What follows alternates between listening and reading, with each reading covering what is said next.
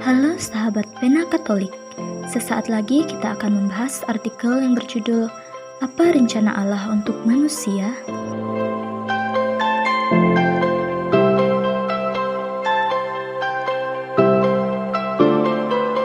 Allah yang sempurna dan penuh bahagia, berencana membagikan kebaikannya dengan menciptakan manusia agar manusia ikut ambil bagian dalam kebahagiaannya. Dalam kepenuhan waktu, ketika saatnya tiba, Allah Bapa mengutus putranya sebagai penebus dan penyelamat manusia yang sudah jatuh ke dalam dosa, memanggil semuanya ke dalam gerejanya, dan melalui karya Roh Kudus, mengangkat mereka sebagai anak-anaknya dan pewaris kebahagiaan abadi. Mengapa manusia mempunyai kerinduan akan Allah?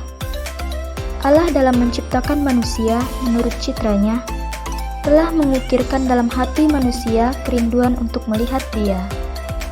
Bahkan walaupun kerinduan ini diabaikan, Allah tidak pernah berhenti menarik manusia kepada dirinya, karena hanya dalam Dialah manusia dapat menemukan kepenuhan akan kebenaran yang tidak pernah berhenti dicarinya, dan hidup dalam kebahagiaan.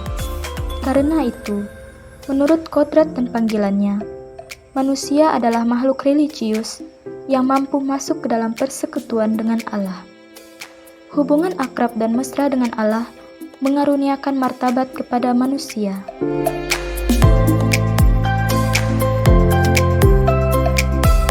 Bagaimana mungkin manusia mengenal Allah hanya melalui terang? Dengan bertolak dari ciptaan, yaitu dari dunia dan pribadi manusia, hanya melalui akal budinya, manusia dapat mengenal Allah secara pasti sebagai asal dan tujuan alam semesta, sebagai kebaikan tertinggi, dan sebagai kebenaran dan keindahan yang tak terbatas. Apakah terang akal budi saja sudah memadai untuk mengenal misteri Allah? Jika hanya melalui terang akal budi saja, manusia mengalami banyak kesulitan untuk mengenal Allah. Dengan kekuatannya sendiri, manusia sungguh-sungguh tidak mampu masuk ke dalam kehidupan intim misteri ilahi. Karena itu, manusia membutuhkan pencerahan melalui wahyu, tidak hanya untuk hal-hal yang melampaui pemahamannya, tetapi juga untuk kebenaran religius dan moral, yang sebenarnya tidak melampaui daya tangkap akal budi manusia.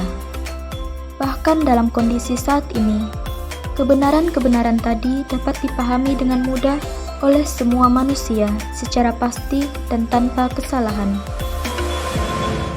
Bagaimana kita dapat bicara tentang Allah? Sebagai titik tolak, kita berbicara tentang kesempurnaan manusia dan ciptaan lainnya, yang meskipun terbatas, merupakan cerminan kesempurnaan Allah yang tak berkesudahan. Namun, kita perlu terus-menerus memurnikan bahasa kita sejauh mungkin. Walaupun harus kita sadari bahwa kita tidak akan pernah dapat mengungkapkan misteri Allah yang tak terbatas. Apa yang diwahyukan Allah kepada manusia? Dalam kebaikan dan kebijaksanaannya, Allah mewahyukan diri. Melalui sabda dan karya, Allah mewahyukan diri dan rencananya yang berasal dari cinta kasih yang dalam Kristus telah dinyatakan sejak kekal. Menurut rencana ini, semua umat manusia melalui rahmat Roh Kudus mengambil bagian dalam kehidupan ilahi sebagai anak-anak angkat dalam Putra Tunggal Allah. Apa saja tahap-tahap awal pewahyuan Allah? Sejak awal mula, Allah mengungkapkan dirinya kepada leluhur kita yang pertama, Adam dan Hawa, dan mengundang mereka untuk masuk ke dalam persatuan yang intim dengannya.